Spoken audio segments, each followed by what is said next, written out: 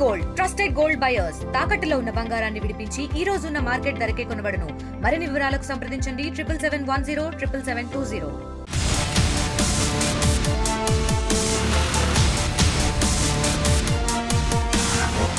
దేశ సేవ అంటే ఈ గ్రామస్తులకు ఎంతో మక్కువ. దేశం కోసం ధర్మం కోసం మేము పోరాటం చేస్తామని ఆర్మీలో జాయిన్ అయిన కుటుంబాలు ఎన్నో ఉన్నాయి. ఆ కుటుంబాలకు రక్షణగా గ్రామస్తులు అందరూ అండగా ఉంటామని ఉన్నారు. అసలు ఈ గ్రామంలో ఉన్న యువకులందరూ ఆర్మీలో ఎందుకు జాయిన్ అయ్యారు? దేశ సేవ చేయాలనే ఎందుకు వీళ్ళందరికీ ఆలోచన వచ్చింది? ఈ గ్రామంలో ఎంతమంది ఆర్మీలో ఉన్నారు? ఎన్ని కుటుంబాలు ఆర్మీలో పనిచేస్తున్నాయి? ఎంతమంది రిటైర్ అయ్యారు? ఎంతమంది ప్రభుత్వ ఉద్యోగుల్లో పోలీసుల్లో ఉన్నారు? వీరందరూ ప్రధానంగా ప్రభుత్వ ఉద్యోగుల్లో ఆర్మీలో జాయిన్ కావడానికి ప్రధాన కారణం ఏంటి? ఈ గ్రామస్తులకు ఉన్న లక్ష్యం ఏంటి? మరికొంతమంది 100 మందికి పైగా ఈ గ్రామంలో ఉన్న యువతంతా కూడా ఆర్మీలో జాయిన్ అయ్యేందుకు సిద్ధంగా ఉన్నామని చెప్తున్నారు. అసలు కారణాలు ఏంటి? ఆర్టీ ప్రత్యేక కథనంలో చూద్దాం. ఈ గ్రామంలో మొత్తంగా 18 మంది ఆర్మీలో పనిచేస్తారు. అందులో కొంతమంది రిటైర్ అయిన పరిస్థితి కూడా నెలకొంది. ప్రస్తుత పరిస్థితుల్లో ఆర్మీలో పనిచేయాలంటే చాలా భయంతో కూడిన పరిస్థితిగా ఉందని చెప్పి చాలామంది చెప్తుంటారు. మన నిజామాబాద్ జిల్లా ఆర్మూర్ నియోజకవర్గంలోని మామిడిపల్లిలో ఉన్నాం. మామిడిపల్లి గ్రామానికి సంబంధించి సుమారు 18 మంది ఆర్మీలో ఉండి 6 రిటైర్ అయిన పరిస్థితి నెలకొంది. ప్రస్తుతం ఆర్మీ కుటుంబంలో మనం వారి ఇంట్లో ఉన్నాం. అనిల్ అనే ఆర్మీకి సంబంధించిన వ్యక్తి అనిల్ వాళ్ళ ఇంట్లో ఉన్నాం. వారి కుటుంబ సభ్యులు ఆర్మీలో అక్కడ ఉండి ఇటీవల జరిగిన పుల్వామా దాడి తర్వాత జరిగిన ఘటనలో జరిగిన పరిస్థితులు అసలు ఎలా ఉన్నాయి, అక్కడ నుండి వారు ఎందుకు రావాల్సి వచ్చింది? అనిల్ భార్య వాణి ఉంది. వాణిని అడిగి తెలుసుకునే ప్రయత్నం అయితే చేద్దాం. చెప్పండి, మీ అనిల్ కూడా అక్కడ, మీ అనిల్తో పాటు మీరు ఉన్నారు. అక్కడ జరిగిన పరిస్థితులు ఏంది, అసలు ఏం జరిగింది, మీరు ఎప్పుడు వచ్చారు? అన్న నేను వచ్చి 1 డే అయిపోయింది. అక్కడ ఏంటంటే ఏం బాగాలేదు. అక్కడ ఉన్న క్వార్టర్స్ కూడా ఖాళీ చేపిస్తున్నారు అన్నమాట. అక్కడ మేము ఉన్న దగ్గరనే వాళ్ళు ఏంటంటే కొంచెం అక్కడ కటువ దగ్గర పఠాన్ కోట్ అక్కడ మధ్యలో ఉంటామన్నమాట మేము. అక్కడ ఏంటంటే ఫైర్ అయినప్పుడు కూడా నేను అక్కడనే ఉన్నా. వీళ్ళందరినీ అక్కడ నుంచి తీసుకెళ్ళిపోయారు, జమ్మూ కాశ్మీర్ తీసుకెళ్ళారు అన్నమాట. ఏం జరుగుతుందో కూడా మాకు తెలియలేదు. మా హస్బెండ్స్ ఎవరు లేరు మాతోని. 10 days అయిపోయింది. అక్కడ ఏంటంటే డ్రిల్ అన్నమాట. నైట్కి 8:30కి మీటింగ్ పెడతారు. ఆ టైంలో పిల్లల్ని తీసుకొని వెళ్ళాలి. మనకు అవసరమైన ఒక 2 లీటర్ల వాటర్, బిస్కెట్ అట్లాంటివి తీసుకొని వాళ్ళతో మనం ఎమర్జెన్సీ ఒకవేళ ఫైర్ కావచ్చు. ఆపరేషన్ సింధు అయిన రోజు కూడా మాకు డ్రిల్ చేయించాలన్నమాట నైట్కి. అంటే అప్పుడు మా హస్బెండ్ లేడు. మా హస్బెండ్ అప్పటికి 1 week అయిపోయింది అక్కడ నుంచి వెళ్ళిపోయి జమ్మూ కాశ్మీర్ వెళ్ళిండు. కానీ మాకేం ఇన్ఫర్మేషన్ ఇవ్వలేరన్నమాట. అంటే ఇక్కడికి వెళ్తున్నాం, ఆయన ఫోన్ కూడా ఆఫ్ ఉంది. ఇప్పుడు క్వార్టర్లోనే ఉంది ఆ ఫోన్ కూడా. ఆయన రిటర్న్ వచ్చిన తర్వాత నేను తీసుకుంటా. వాళ్ళ దగ్గర ఫోన్ కూడా లేదు అవైలబుల్. ఏంటంటే వాళ్ళు చేస్తేనే మాట్లాడాలి తప్ప మాకు వాళ్ళు ఎట్లున్నారని కూడా తెలియదు. ఇక వాళ్ళు బీసీ సార్, సిఓ సార్ అని వాళ్ళు ఉంటారు, కర్నల్ అలా వచ్చేసి చెప్పారనమాట. మేము ఎప్పుడు పిలిస్తే అప్పుడు మీరు ఎప్పుడు అటాక్ అవుతుందో కూడా తెలియదు. పిల్లలను తీసుకొని ఎమర్జెన్సీ వచ్చేయాలి కిట్ పట్టేసుకొని. 11:30 అవుతుంది, సైరన్ మోగుతుంది అన్నమాట. మోగంగానే లాక్ లేదు, ఏం లేదు, డోర్ రిటర్న్ వేసేసి వెళ్ళిపోవాలి. ఇక వాళ్ళు తీసుకెళ్ళిపోతారు. ఎక్కడన్నా సేఫ్టీ ఉన్న ప్లేస్లో పెడతారు. సివిలియన్స్ ఉంటారు కదా, వాళ్ళు హాల్ కానీ మూవీ హాల్ అట్లాంటివి ఉంటాయి అక్కడ తీసుకెళ్ళి పెట్టేస్తారు. మార్నింగ్ మళ్ళీ తీసుకొస్తారు. అట్లా ఒక 4-5 days అయితే మస్తు అసలు ఏమవుతుందో. నేను పిల్లలతో ఇంటికి వస్తానా, ఆయన నాకు కనిపిస్తాడా అని మస్తు భయమైందన్న. ఎందుకంటే అక్కడ అసలు ఏం మంచిగా లేదు సిచ్యువేషన్. ఏంటంటే అది మేము ఉన్నది బసోలి అని ముస్లిం ఏరియా. అక్కడ కొంచెం అటాక్ అయిన తర్వాత ఒక 4 days తర్వాత 4 members అక్కడికి కూడా వచ్చిండ్రు అన్నమాట. అక్కడ ముస్లిం ఫ్యామిలీస్ సివిలియన్స్ ఉంటారు కదా, వాళ్ళు షాప్ పెట్టేసుకుని ఉంటారు. వాళ్ళ దగ్గర షెల్టర్ కోసము వంట చేయించుకొని వాళ్ళకు బెదిరించి, అది కూడా న్యూస్లో వచ్చింది, వాళ్ళని బెదిరించేసి అక్కడ కూడా ఫుడ్ తినేసి వెళ్ళిపోయారు. అది బాగా డేంజర్ ఏరియా అన్న. ఏంటో లైన్ మొత్తం కటువ, పఠాన్ కోట్. మేము వచ్చే రోజు కూడా నైట్కి ఫైర్ అయింది, అక్కడ బాంబ్ బ్లాస్ట్ అయింది కదా. అప్పుడు నాకు 2కి ట్రైన్ అన్నమాట పఠాన్ కోట్ నుంచి. నేను ప్యాక్ చేసేసుకున్న 6కి లైట్ ఆఫ్ చేస్తారు. 15 days అవుతుంది అక్కడ లైట్ లేక. 6 o'clock లైట్ బంద్ చేస్తే మళ్ళీ మార్నింగ్ 6:30కి వస్తుంది అనమాట. అప్పటి వరకు లైట్లు ఉంటాయి, మనం లైట్ ఏం వేసుకోవద్దు, ఇంట్లోనే ఉండాలి. వాళ్ళు సైరన్ ఇస్తారా? ఏదన్నా సింధు అది ఆపరేషన్ చేసినప్పుడు అయితే నైట్ బాగా అసలు నిద్ర లేదు, పిల్లలు నెట్టేసుకొని అక్కడ ఒక హాల్ ఉంటుంది అన్నమాట, అక్కడ ఉండిపోయినాం అందరం. ప్రధానంగా చెప్పండి, ఏదైతే ఇప్పుడు ఆపరేషన్ సింధూర్ జరుగుతుంది కదా, జరిగినప్పుడు మీరు అక్కడ ఇంటి దగ్గర ఉన్నారు, అక్కడ రాత్రిపూట లైట్ లేకుండా ఉండాలి, వాళ్ళు ఒకవేళ సైరన్ వేసినప్పుడు వాళ్ళు ఉంచే ఆశ్రమానికి వెళ్ళాల్సిన పరిస్థితి, ఆ సమయంలో మీ ఆయన మీ దగ్గర లేరు, మీ పిల్లలు ఉంచుకొని ఎంత కష్టపడ్డారు? బాగన్నా అసలు ఏంటంటే ఏమైతే తెలియదు. ఆల్రెడీ అక్కడ మేము ఉంది ఫారెస్ట్ ఏరియా అన్నమాట, అక్కడ నుంచి కాల్పులు కూడా స్టార్ట్ అయినాయి. మేము వెళ్ళేటప్పుడు కూడా కాల్పులే, ఎందుకంటే అక్కడ మేము సింధు అయినప్పుడు మేము అక్కడనే ఉన్నాం. ట్యూస్డే రోజు అయింది, అది నైట్కి 9:30 వరకు డ్రిల్ వేయించింది అన్నమాట. ఇది ప్రాక్టీస్ మాత్రమే, ఏం లేదు అంటే ఏం జరగదు, డ్రిల్ మాత్రమే. అట్లా సింధు అవుతుంది అవి ఏమి మాకు తెలియదు అన్నమాట, ఎందుకంటే సిగ్నల్స్ లేవు, టీవీలో వస్తలేవు, ఫోన్లకు కూడా సిగ్నల్ ఆఫ్ చేసేసిండు. ఇంటి వాళ్ళతో కూడా మాట్లాడలే, ఏం లేదు అని చెప్పిళ్ళు. తర్వాత మార్నింగ్ మాకు న్యూస్ చేసి చూసిందాక కూడా ఇది అయింది కూడా తెలియదు. వాళ్ళు ఇప్పుడు అక్కడ ఎందుకు టార్గెట్ చేస్తున్నా అంటే పంజాబ్ ఆ ఏరియా నుంచే ఆ సింధు అనేది ప్రాసెస్ అయింది కాబట్టి ఆ ఏరియాని మాత్రం వాళ్ళు ఇప్పుడు కంపల్సరీ ఏదైనా పెద్దగా చేస్తారు కావచ్చు అని భయం అవుతుంది, అంతే అన్న. అక్కడ కామన్గా ఆర్మీ, మీరు అందరూ ఆర్మీ కుటుంబం సంబంధించి అందరూ ఒకే దగ్గర ఉంటారు, అక్కడ ఎలా ఉంటుంది పరిస్థితులు? మీరు అందరూ మీ భర్తలు అటు డ్యూటీలోకి వెళ్ళినప్పుడు కానీ వాళ్ళు ఇక్కడ మీరు ఇళ్లలో పిల్లల్ని పెట్టుకున్నప్పుడు ఎలా ఉంటుంది మీ పరిస్థితి? అన్న ఇది జరగకన్నా ముందు సేఫ్ ప్లేస్, అంటే టైట్ సెక్యూరిటీ, ఎవరిని లోపలికి రానివ్వరు, గేట్స్ మొత్తం లాకేసి ఉంటాయి, ఎవరు రారు లోపలికి. మనం పాలు ఇట్లా అవి తీసుకోవడం తప్ప. ఇది అయిన నుంచి మాకు 10 days నుంచి కూరగాయలు కూడా లేవు, బయటకు ఎటు వెళ్ళనివ్వడానికి లేదు. అక్కడ ఏంటంటే వాళ్ళు వచ్చే వరకు, ఇక హస్బెండ్స్ వచ్చే వరకు బయటకు ఎవరిని వెళ్ళలేరు. సరిగ్గా తిని కూడా 10-15 days అవుతుందన్న. పిల్లలకు కాస్త తినబెట్టడం ఏమో, ఎప్పుడు ఆరణ వస్తుందో తెలియదు, ఎప్పుడు వెళ్ళాలో తెలియదు, అదే టెన్షన్ అన్న మొత్తం. నేను వచ్చే రోజు అదే రోజు పఠాన్కోట్లో బాంబ్ బ్లాస్ట్ అయింది, అదే నైట్ నేను వెళ్ళిన అన్న. అది నెక్స్ట్ డే అది న్యూస్ వచ్చింది బాంబ్ బ్లాస్ట్ అయిందని. ఆ నైట్ నేను స్టార్ట్ అయితే 2కి, అయితే 9కి ఏంటంటే 6కి ఆఫ్ చేసేసిళ్ళు, లైట్లు మొత్తం ఆఫ్ చేసిళ్ళు, ఫుల్ ఫైరింగ్ సౌండ్, మొత్తం జంగల్ అన్నమాట బయటకి. మేము అందరం ఏమనుకున్నామంటే ఎప్పుడు అలాగే చేస్తారు కదా, అట్లనే కావచ్చని. ఇక ఒక సైరన్ బాగా పెద్దగా ఇచ్చిండ్రు అన్నమాట, పెద్దగా ఇచ్చేసి కింద కోటర్లు ఉంటారు కదా, లాస్ట్ మై 6 బ్లాక్ అనమాట, కింది కోటర్ వాళ్ళ ఇంట్లో అక్కడ ఉండండి, ఎందుకంటే బాగా సీరియస్ అయింది, బాంబ్ బ్లాస్ట్ అయింది, మేము చూడలే. తర్వాత బయటకు వెళ్ళేసరికి ఇట్లా మొత్తం వస్తాయి కదన్న, అది అగ్గిలాగా పైనకు, అప్పుడు ఫోన్స్ అంటే ఇట్లా అలర్ట్ చేసేవాళ్ళు అనమాట, అక్కడ బాంబ్ బ్లాస్ట్ అయింది, లోపల ఉండాలని. కాస్త మాకు కనిపించింది, తర్వాత నుంచి ఫైరింగ్ స్టార్ట్ అయింది అన్నమాట మొత్తం. మళ్ళీ మాకు ఒక ఏంటంటే వెహికల్స్లలో ఇచ్చేసి ఎవరైతే చుట్టుకి వెళ్తారో వాళ్ళతో వెళ్ళిపోండి అనగానే ఒక వెహికల్ తీసేసుకొని, మాకు ఒక తెలుగు అన్న ఉన్నాడు, ఆ అన్న కూడా అప్పుడే చుట్టుకి వెళ్తుండు. మా హస్బెండ్ చెప్పిండు, ఆ అన్న వాళ్ళు ఏంటంటే మా యూనిట్ 159 వాళ్ళు వర్క్షాప్, అందుకే వాళ్ళు వెళ్ళలేరు. మా హస్బెండ్స్ ముందే తీసుకెళ్ళిపోయిండు, ఆ అన్న అక్కడే ఉన్నాడు. అయితే ముందు చెప్పెళ్ళేసి వెళ్ళిండు, ఒకవేళ ఆయన టికెట్ చేస్తే మా వైఫ్ కూడా చేయండి, తీసుకెళ్ళండి అని. ఆయనతో ఆ అన్న మరో కోటర్కి వచ్చేసి ఎంత ఏడ్చిందంటే, నా పిల్లలు ఆ రోజు మస్తు ఫైర్ అయిందన్న, అక్కడ జంగల్ నుంచి ఫైర్ చేస్తూనే ఉన్నారు, అసలు ఎట్లా మేము బయటకు వెళ్తాం, ఎట్లా వస్తామని కూడా అర్థం కాలేదు. ఆ అన్న కార్లో తీసుకొచ్చేసిండు, వాళ్ళ ఫ్యామిలీ, మా ఫ్యామిలీ, టికెట్ లేని వాళ్ళు కూడా ఒక 2-3 members అట్లనే వచ్చేసిండు అనమాట. వస్తున్నాము. అసలు ఏంటంటే అక్కడ ఏరియాలో మొత్తం లైట్ ఆఫ్ చేయాలని రూల్ వచ్చింది కదా, అందుకే అసలు ఇళ్ళల్లో కూడా లైట్లు ఏం లేవన్నమాట. కార్లో వచ్చేసినాం. అమ్మ చెప్పండి, మీ కొడుకు ఆర్మీలో ఉన్నాడు, అక్కడ యుద్ధం జరుగుతుంది, అసలు మీ కొడుకు ఆర్మీకి ఎట్లా పంపించారమ్మా మీరు? ఎంతమంది పిల్లలు మీకు? ఒక్కడే. మరి ఆర్మీకి ఎట్లా పంపించినావు నువ్వు? 3 బిడ్డలు, ఒక కొడుకు. ఎట్లా పంపించాలనిపించింది ఆర్మీలకు?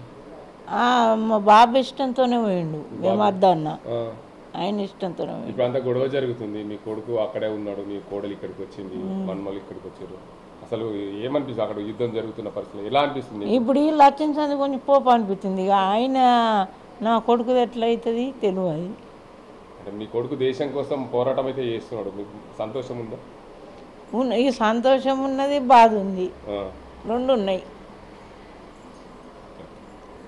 వారి తండ్రి ఉన్నారు, తండ్రిని అయితే అడిగి తెలుసుకుందాం పూర్తిగా. అసలు దీనికి అంతటికి సంబంధించి యుద్ధం జరుగుతున్న పరిస్థితుల్లో కొడుకు అక్కడ, కోడలు ఇక్కడ, పిల్లలు ఇక్కడ, ఇదంతా పరిస్థితి. చెప్పండి, మీ అనిల్ అక్కడికి వెళ్ళి 10 సంవత్సరాలు అవుతుంది. అసలు మీ అనిల్ని ఎందుకు పంపించారు ఆర్మీలోకి ఎందుకు పంపించారు? పోయింది ఇష్టంతోనే పోయింది, దేశ సేవ చేద్దాం. ఇప్పుడు అక్కడ యుద్ధం జరుగుతుంది అంటే బాగా ఉండాలని కోరుకుంటున్నాం కదా ఎవరైనా. అలా ఉన్న పరిస్థితులను బట్టి మీ కోడలు ఇక్కడికి వచ్చింది. బాధ అనిపిస్తుంది, పోయింది కానీ బాధ అనిపిస్తుంది. దేశ సేవ కోసం మా కుమారుణ్ణి పంపించామని చెప్పి తల్లి చెప్తుంది. అక్కడ ఉన్న పరిస్థితుల ప్రభావంతో మేము ఇంటికి స్వగ్రామానికి రావాల్సి వచ్చింది. దీనికి అంతటికి సంబంధించి ఏదైతే అనిల్ అక్కడ ఉన్నాడు కానీ ఇటీవల కాలంలో ఏదైతే ఆపరేషన్ సింధూర్ చేసిందో కేంద్ర ప్రభుత్వం, ఆపరేషన్ సింధూర్లో 15 రోజుల ముందు నుంచే మాక్ డ్రిల్స్ అనే కోణంలో మా హస్బెండ్ని అక్కడికి తీసుకెళ్లారు. మా ప్రాంతంలో రాత్రి 6 అయిందంటే చాలు లైట్లన్నీ కూడా ఆఫ్ చేసి ఉంచుతారు. ఉదయం వరకు కూడా లైట్లు వెలగకుండా చూస్తారు. లైట్ వెలిగినప్పుడు ఆ ప్రాంతంలో ఏదైతే తీవ్రవాదులు ఏమైనా అటాక్ చేస్తారనే ఉద్దేశం మీద ఆ లైట్లన్నీ కూడా బంద్ చేసి ఉంచుతారు. మరోవైపు ఏదైతే ఎప్పుడు సైరన్ మోగినా మేము ఆ ప్రాంతం నుంచి మా ఇల్లు ఉండే స్థలాలు ఏదైతే మా క్వార్టర్స్ అన్ని కూడా కాల్ చేసి వాళ్ళు సేఫ్ ప్రాంతాలకు ఎక్కడైతే తీసుకెళ్తారో అక్కడికి వెళ్లాల్సిన పరిస్థితి తప్పనిసరిగా ఉంటుంది. ఏదైతే యుద్ధంలో పనిచేస్తున్నారనే సంతోషమే తప్ప దేశ సేవ చేసేయడానికి వెళ్ళాడని మేము గర్వపడుతున్నాం. కానీ మా ఆయన అక్కడ ఎలా ఉన్నాడు అనే కోణంలో మేము చాలా దిగులుగా ఉన్నాం. దీనికి అంతటికి సంబంధించి కేంద్ర ప్రభుత్వం ఏదైతే చేస్తుందో ఆపరేషన్ సింధూర్, దానికి మేమందరం కూడా మద్దతు తెలుపుతున్నాం. కానీ మా కుటుంబాలు చిన్న భిన్నమవుతున్నాయి. ఎందుకంటే భర్త ఒక జాగల, కోడలు ఒక జాగల, తల్లి తండ్రి ఒక జాగాలో ఉన్న పరిస్థితులు నెలకొన్న పరిస్థితి ఉంది. అయితే ఆర్మీలో పనిచేసే కుటుంబాలన్నీ కూడా ఒక్కొక్కరికి తెలియకుండా ఒక్కో ప్రాంతంలో జీవనం సాగిస్తున్నారు. దేశ సేవ కోసం ఎంతోమంది ఆ ప్రాంతానికి వెళ్ళిన పరిస్థితి నెలకొంది. ఇది ఇక్కడ పరిస్థితి. పుల్వామా దాడి తర్వాత భారతదేశం ఆపరేషన్ సింధూర్ ప్రకటించింది. ఆపరేషన్ సింధూర్లో భాగంగా ఆర్మీ జవాన్లందరూ కూడా బార్డర్లో యుద్ధం చేస్తున్న పరిస్థితి నెలకొంది. నిజామాబాద్ జిల్లా అడవిమాడిపల్లి గ్రామానికి చెందిన రాజేష్ గత 8 ఏళ్ల క్రితం ఆర్మీలోకి వెళ్ళాడు. అక్కడ పనిచేస్తున్నారు. ఆయన భార్య రాణి ఉంది. అసలు ఎలా ఉంది అక్కడ పరిస్థితి, దీనికి అందరికి సంబంధించి అడిగి తెలుసుకుందాం. చెప్పండి రాణి, మీ భర్త వెళ్ళి 8 సంవత్సరాలు అయింది. అక్కడ ఎలా ఉంది పరిస్థితి? ఎప్పుడైనా మీతో మాట్లాడారా? ఆపరేషన్ సింధూర్ పేరు మీద భారతదేశం పాకిస్తాన్తో యుద్ధం చేస్తున్న పరిస్థితి నెలకొంది. ఏంది పరిస్థితి అక్కడ? ఇప్పుడు ప్రజెంట్ పరిస్థితి చాలా ఘోరంగా ఉందంట. అంటే ఇప్పుడు అక్కడ కొంచెం గొడవలు ఎక్కడ నడుస్తున్నాయి కదా, వాళ్ళ కాల్ వచ్చే వరకు ఇంట్లో అందరికీ భయంగా ఉంది. ఇప్పుడు ప్రజెంట్ నిన్న కాల్ చేశారు, ఇంకా ఈరోజు కాల్ రాలే అక్కడి నుంచి. ఎందుకంటే అందరు ఇప్పుడు బార్డర్ పైన వెళ్ళారు. వాళ్ళకి ఇప్పుడు తిననికి కూడా ఇబ్బంది ఉండి, అయినా అతను ఫోన్ పైన చెప్తుండే ఏం భయపడకండి, ఎక్కడైనా మేము యుద్ధం చేసి అయినా గెలిచి వస్తాము అని కాల్ చేస్తాం, భయపడకండి, కొంచెం నెట్వర్క్ ప్రాబ్లం ఉంటుంది, యుద్ధానికి అందరు సిద్ధంగానే ఉన్నారు, అవుతున్నాయి కొన్ని. మొన్న ప్రజెంట్ 5 మెంబర్స్ చనిపోయారు. అయితే కొంచెం భయంగానే ఉంది ఎక్కడి నుంచి ఏ కాల్ వస్తుందో అని. అయితే భయపడకండి, మేము మంచిగానే ఉన్నాము, కాల్ చేస్తా, సిగ్నల్స్ లేకపోతే కొంచెం ఏం భయపడకండి. దేశం కోసం, దేశ రక్షణ కోసం వెళ్ళారు మీ భర్త మా ఊరి రాజేష్. అంటే దేశం సేవ చేయడంలో ప్రథమంగా ఉండేందుకు మీరు అందరు కూడా ఉన్నారు, వారి భార్యగా మీరు ఉన్నారు. అసలు ఎలా ఫీల్ అవుతున్నారు దేశ రక్షణ కోసం మా భర్త యుద్ధం చేస్తున్నాడు? ప్రౌడ్గానే ఫీల్ ఉంది. ఫస్ట్ నాకు మ్యారేజ్ అప్పుడు ఎవరు చేసుకోకండి, అట్లా ఆర్మీ కదా, వాళ్ళది ఏమి ఉండదు, వాళ్ళు ఎప్పుడు ఏమవుతుందో తెలియదు. అయినా నాకు దేశం కోసం అంటే కొంచెం ఇష్టమే, అందుకోసం నేను ప్రౌడ్ ఫీల్గా అయి పెళ్లి చేసుకున్నా. ఇప్పుడు కూడా నాకు ప్రౌడ్ ఫీల్గానే ఉంది, యుద్ధానికి అందరు సిద్ధంగా ఉన్నారు కాబట్టి.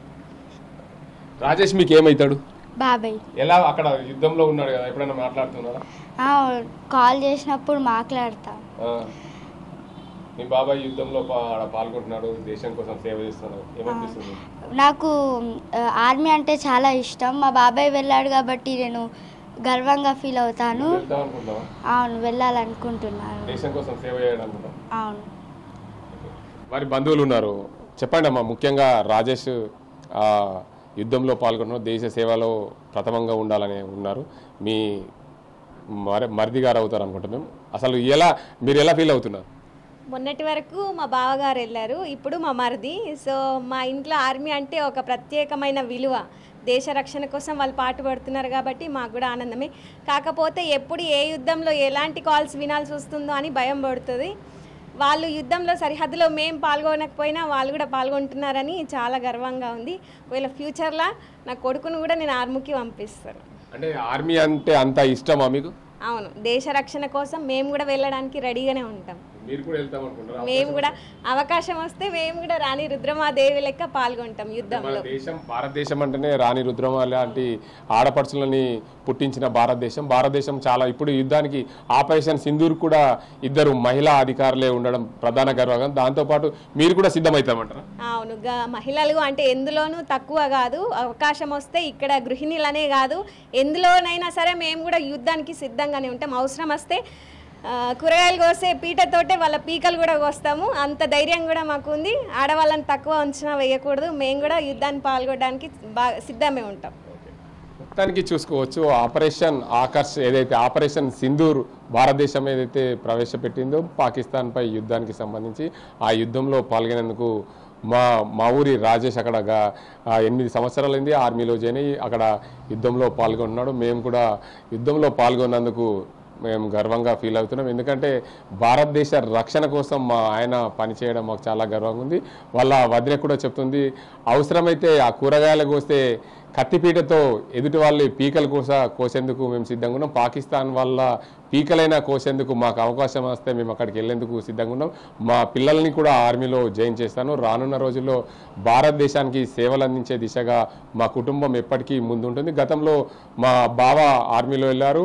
ఇప్పుడు మా మరిది ఆర్మీలో పనిచేస్తున్నందుకు మేము గర్వంగా ఫీల్ అవుతున్నామని చెప్తున్నాం. రాణి ఓవైపు మా భర్త ఆర్మీలో చేస్తున్నందుకు మేము ప్రౌడ్గా ఫీల్ అవుతున్నాం. పెళ్ళయ్యే సమయంలో ఎవరు ఆర్మీ వాళ్ళని చేసుకోవద్దని చెప్పి పెళ్లి చేసుకునే సమయంలో అన్నారు. కానీ నా పెళ్లి చేసుకున్న తర్వాత నేను చాలా గర్వంగా ఫీల్ అవుతున్నాను.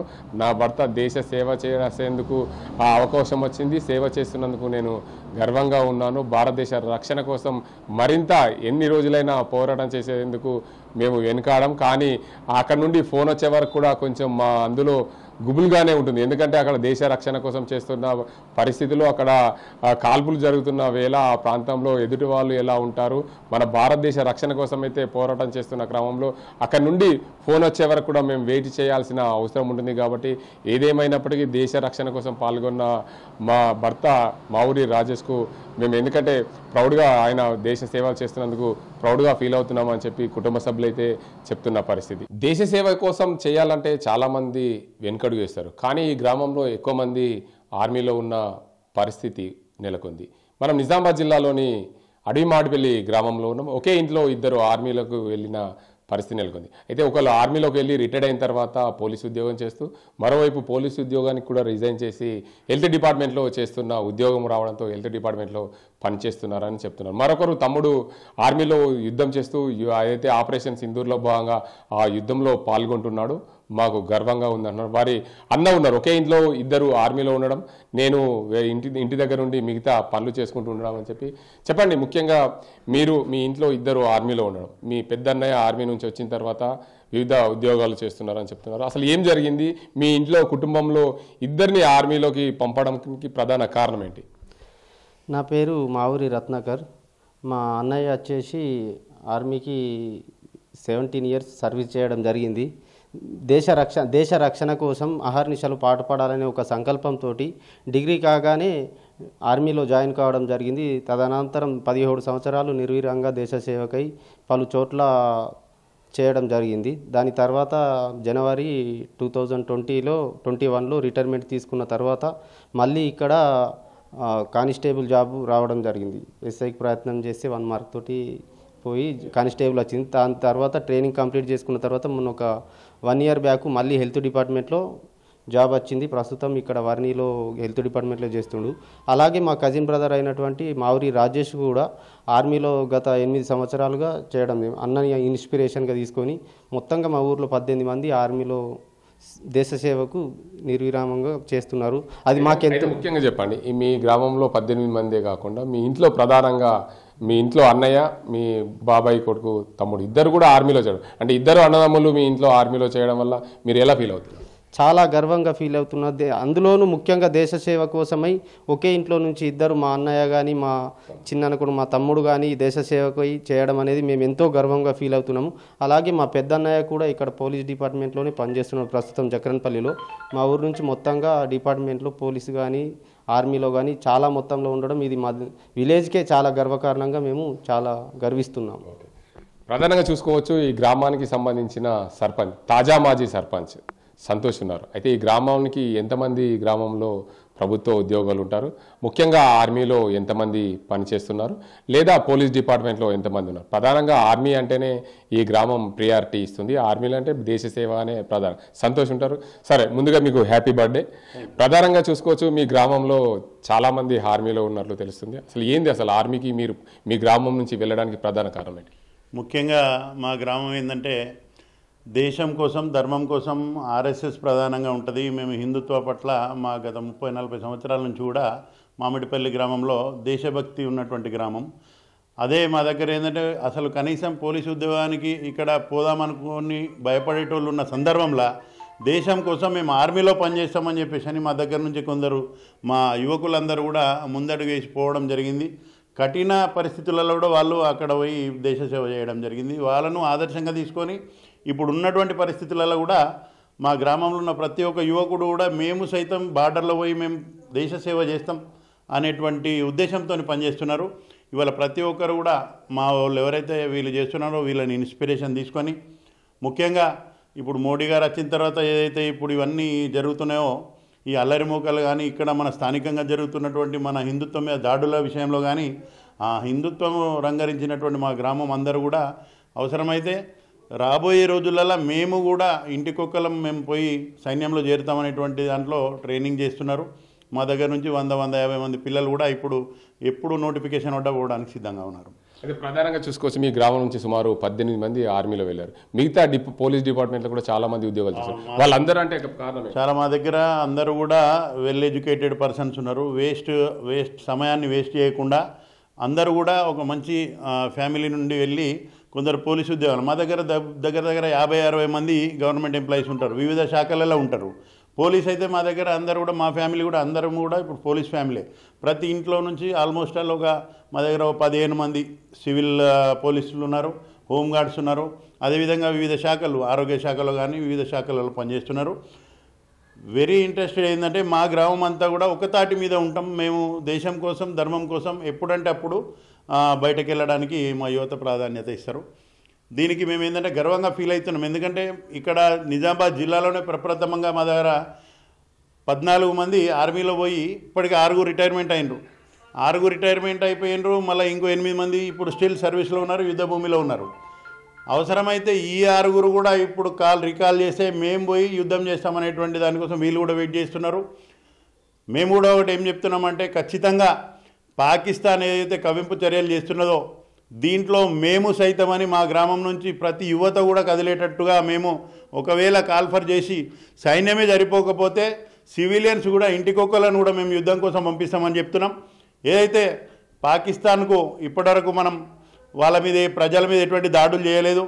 మనకి ఏదైతే ముఖ్యంగా మనను కలిసివేసిన విషయం ఏంటంటే మన సామాన్యులు ఎవరైతే పోయినరో వాళ్ళ సింధూరం దుర్చేయడం అనేది ప్రతి భారతీయుడు కూడా జీర్ణించుకోలేక చాలా అసలు ఏం చేయలేకపోతామో వీళ్ళని అనేటువంటి పరిస్థితి ఉండే. ప్రధానంగా చూసుకోవచ్చు ఇందాక ఆర్మీ పిల్లలు కూడా ఆర్మీ కుటుంబ సభ్యుల పిల్లలు కూడా చెప్తున్నారు, మా భర్తలు ఆర్మీలో జాయిన్ అయ్యారు, అవసరమైతే మేము కూడా అక్కడికి వెళ్ళి పనిచేసేందుకు సిద్ధమయ్యాం, కానీ మా పిల్లల్ని కూడా ఆర్మీలో జాయిన్ చేస్తామంటున్నారు. అంటే అంత ఇన్స్పిరేషన్ కలిగిన గ్రామం ఇది. తప్పకుండా మీరు గతంలో కూడా తీసుకోండి. ఎందుకంటే మామిడిపల్లి అంటే ఒక ఆదర్శ గ్రామము, సైనికులను తయారు చేసేటటువంటి గ్రామంగా మాకు ప్రసిద్ధి చెందింది. ఇక్కడ మా యువత కూడా కట్టుదిట్టమై వాళ్ళు ఎప్పటికైనా కూడా ప్రజాసేవకు, దేశ సేవకు, రక్షణకు ముందుంటారు. మీరు గతంలో కూడా తీసుకున్నా అంతే. ఇప్పుడు రావడానికి కూడా ఇప్పుడు అగ్నివీర్లో పోవడానికి కూడా మా పిల్లలందరూ కూడా పోయినరు, ఒక 10-20 మంది దానికి ఇంటర్వ్యూ కూడా పోవడం జరిగింది. అగ్నివీర్ అయినా సరే ఏ రకమైనటువంటి సర్వీస్ అయినా దేశ సేవ కోసం చేయడానికి మా గ్రామస్తులు ముందుంటారని నేను సగర్వంగా చెప్తున్నాను నేను. అదే కాకుండా తల్లిదండ్రులు కూడా మాకు ఇంకా ఒకటి ఏంటంటే మేము ముఖ్యంగా వాళ్ళు అక్కడ ఉంటే మేము స్థానికంగా ఉన్నటువంటి ప్రజాప్రతినిధులం కానీ ఇతర పార్టీలకు అతీతంగా ఏ సైనికుడి ఇంటి దగ్గరైనా ఎటువంటి ఇబ్బందులు వచ్చినా కూడా మేము గ్రామంలో ఉన్న వాళ్ళ ఫ్యామిలీస్ని మేము కాపాడుకుంటాం. వాళ్ళు మా కోసం దేశ సేవ చేస్తున్నారు కాబట్టి వాళ్ళ కోసం మేము కాపాడుకుంటామని మేము వాళ్ళకు ధైర్యాన్ని ఇస్తాం. మొత్తానికి చూసుకోవచ్చు, ఏదైతే దేశం కోసం మా గ్రామం ముందు ఉంటుంది, ఆదర్శ గ్రామం ముందు నుంచి మా గ్రామంలో అందరూ ఐక్యంగా ఉంటారు. మా దేశ సేవ చేయడమే మాకు ప్రధాన లక్ష్యం. దేశ సేవ చేస్తున్న కుటుంబాలకు మా గ్రామంలో అందరం అండగా ఉంటాం, అందరం ఏకతాటిపై ఉంటాం. ఇంకా ఇప్పటి వరకు మొత్తంగా మా ఆర్మీలో 18 మంది గ్రామస్తులు ఆర్మీలో పనిచేస్తున్నారు. అందులో 6 రిటైర్ అయ్యారు. మరింత మంది కూడా ఆర్మీలో జాయిన్ అయ్యేందుకు సిద్ధంగా ఉన్నారు. 100 మంది వరకు కూడా ట్రైనింగ్ తీసుకున్నారు. ఇప్పుడు రిటైర్ అయిన వాళ్ళు కూడా రీకాల్ చేస్తే పోయి ఉద్యోగం చేసేందుకు సిద్ధంగా ఉన్నారని చెప్తున్నారు ఈ గ్రామస్తులు. ఏదేమైనప్పటికీ దేశం కోసం, మనం ధర్మం కోసం పనిచేస్తున్నాం. మా గ్రామస్తులందరూ కూడా దేశ ఐక్యత కోసం పనిచేస్తున్నారు. మేము గర్వంగా ఉన్నాం. మా గ్రామం ఆదర్శ గ్రామం, దేశం కోసం పనిచేసే ఆర్మీ గ్రామంగా చెప్పుకుంటామని చెప్పి ఈ గ్రామస్తులు చెప్తున్న పరిస్థితి. ఇది ఇక్కడ పరిస్థితి. కెమెరా సాజింతో గంగారెడ్డి, RTV నిజామాబాద్.